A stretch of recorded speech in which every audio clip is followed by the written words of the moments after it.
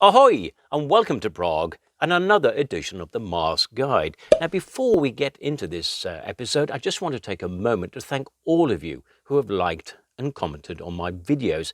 You have been very complimentary and there have been some excellent suggestions for future videos. So thank you very much. Now in this episode we're going to look at the Czech National Uprising that broke out in May 1945. Although in many parts of the Czech lands the Czechs rose up against their Nazi occupiers, we're going to focus on the events in Prague, known as the Prague Uprising. Here in Prague it was an intensive, bloody 4-day conflict with atrocities committed on both sides, so that by the time that Prague was liberated officially by the Soviet army on May the 9th, 1945, almost 3,000 Czechs and 1,000 Germans were dead. It's a story of David against Goliath, a story of the underdog that bit back. The Czechs, under-resourced, initially not well organised and lightly armed, took on the might of the well-equipped, battle-hardened troops of the Wehrmacht and the fanatical SS. It's a story of pluck and brinksmanship, driven by the need for revenge and a unifying national pride,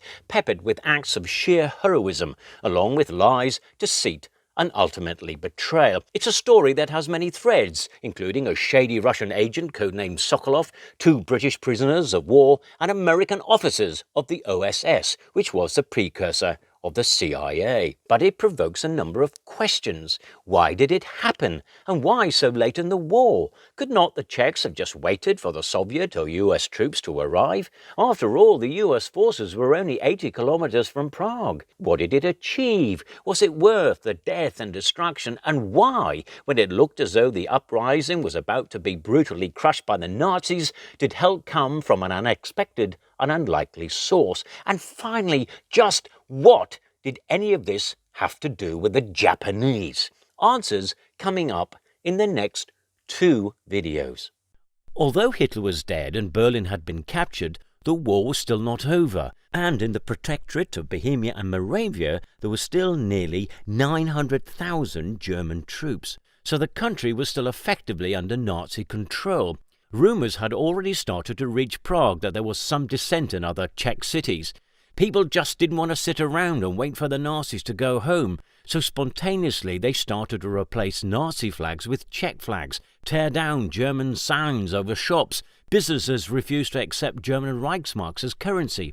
The Czech National Council, which I'm going to refer to as the CNC, was essentially the Czech resistance that had been planning something since February 1945, and now the opportunity was here. The uprising is said to have started officially on Saturday, May the 5th, 1945, when the radio announcer Zdeněk Mančel started broadcasting on Czech radio at 6 o'clock in the morning with the memorable Czech-German sentence, Je právě 6 hodin.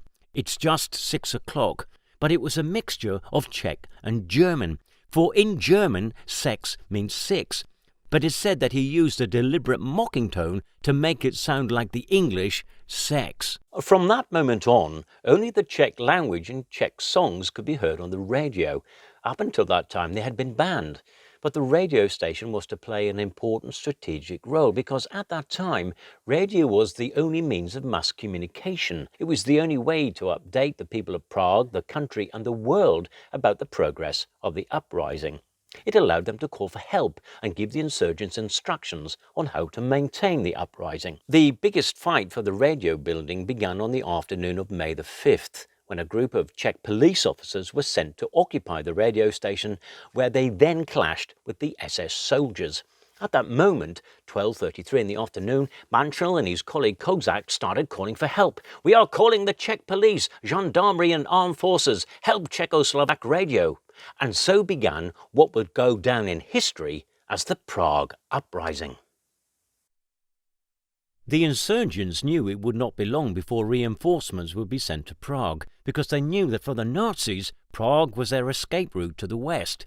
No Nazi wanted to surrender to the Soviets because they knew the Soviets were out for revenge. So for those Nazis retreating from the east, the situation would soon become desperate. So at 11 p.m. on May the 5th, the CNC called on the people of Prague to build barricades. In fact, over the radio, they gave them precise instructions on how to build barricades effectively. In spite of the very heavy rain, thousands took to the streets. In scenes reminiscent of European uprisings in the 19th century, cobblestones were torn from the streets to form the foundations of barricades. Carts, vehicles and trams are overturned to block key intersections, and snipers took to the rooftops. By morning, it is estimated that between 1,600 and 2,000 barricades blocked every entrance and exit from Prague, including the bridges. The first day of fighting had been successful. The insurgents had taken most of the east of the city and controlled the radio station.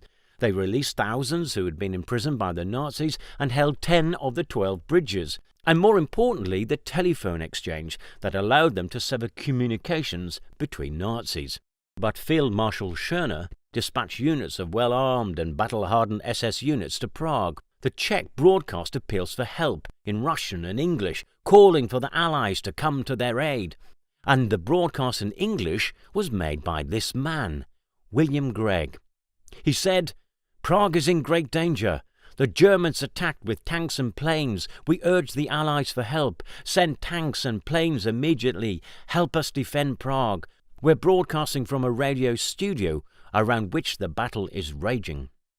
Interestingly, apparently, Gregg's mother, who lived in Aberdeen, which is in the northeast of Scotland, heard the broadcast and recognised her son's voice. Private William Gregg and Sergeant Thomas Vogt had escaped from Nazi captivity in a camp in Poland, and they entered the Protectorate with the help of a Czech family and eventually made their way to Prague, where they joined the Prague Uprising and the struggle for the radio station.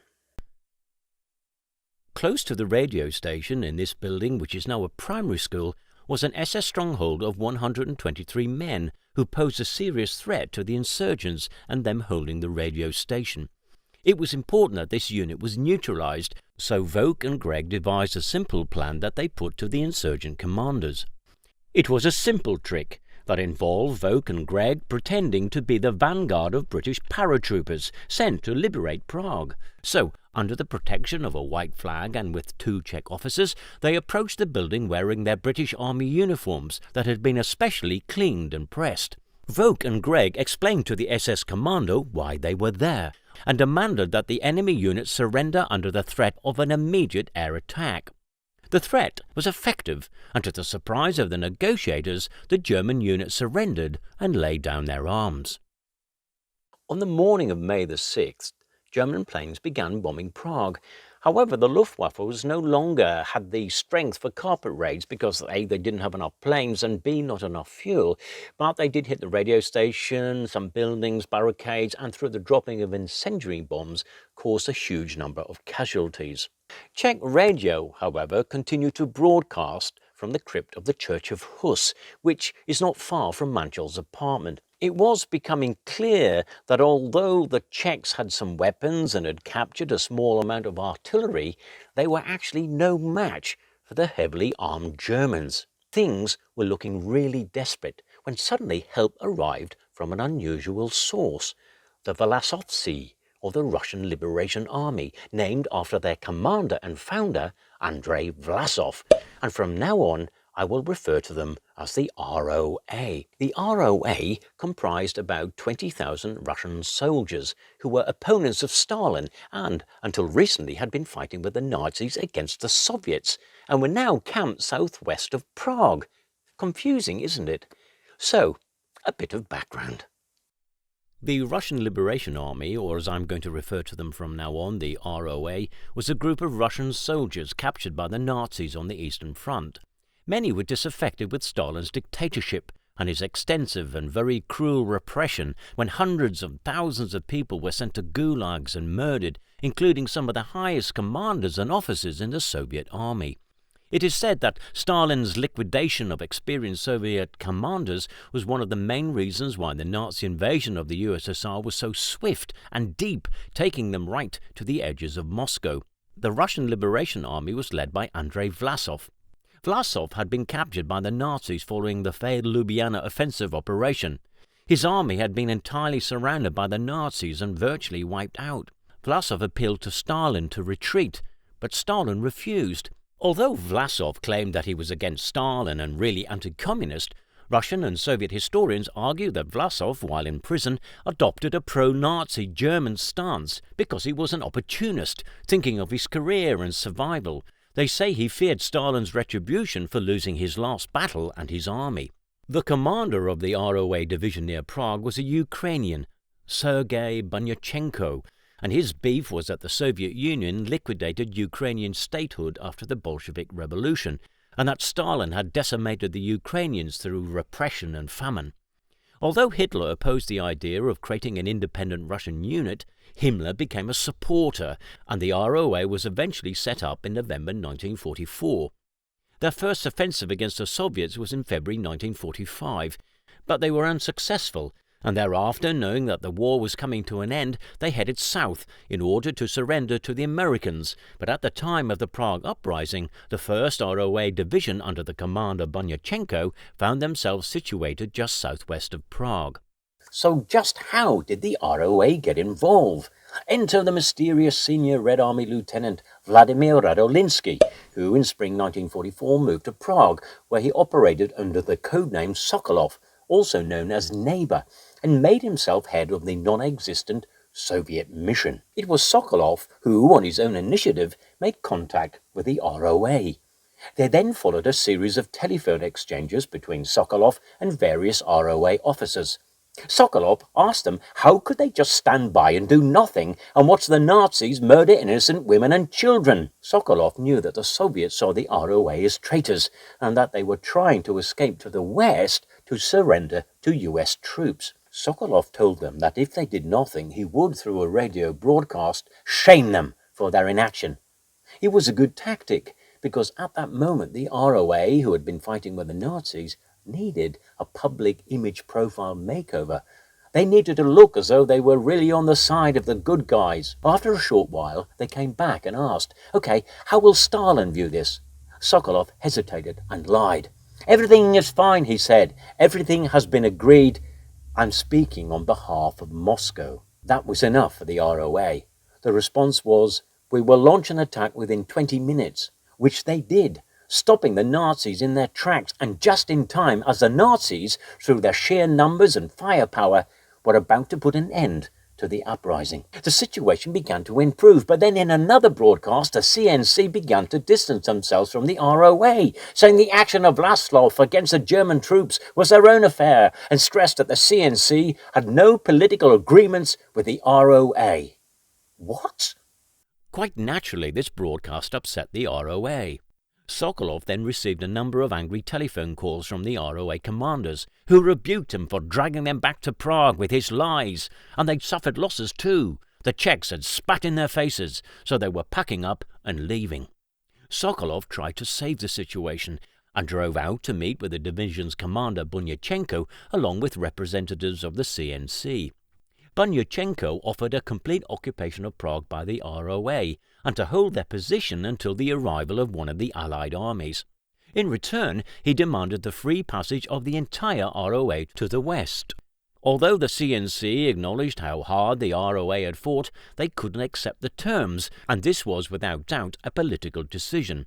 There was a lot of pressure from the communists within the CNC to resist, as well as from the Czech government in exile in London, since any agreement between the CNC and the ROA would affect the Czechs' future relations with the Soviets. Bunyachenko was incensed, but agreed to leave 1,000 men that would come under the command of the insurgents. Sokolov felt that in the midst of the struggle, the CNC had stabbed them in the back. He said it was a national council, but a national betrayal, and even suggested overthrowing the CNC. The decision of the ROA to leave could not have come at a worse time, because the next day things were about to get even worse. In the next episode, we're going to look at the events leading up to and after the liberation of Prague and the personal and political consequences of the uprising that remain controversial even to this day. And of course, we're going to look at how any of this is linked to the Japanese. If you have enjoyed this video, please don't forget to click unsubscribe and press the little bell button so that you get notified of any future episodes. So once again, thank you for watching and see you next time.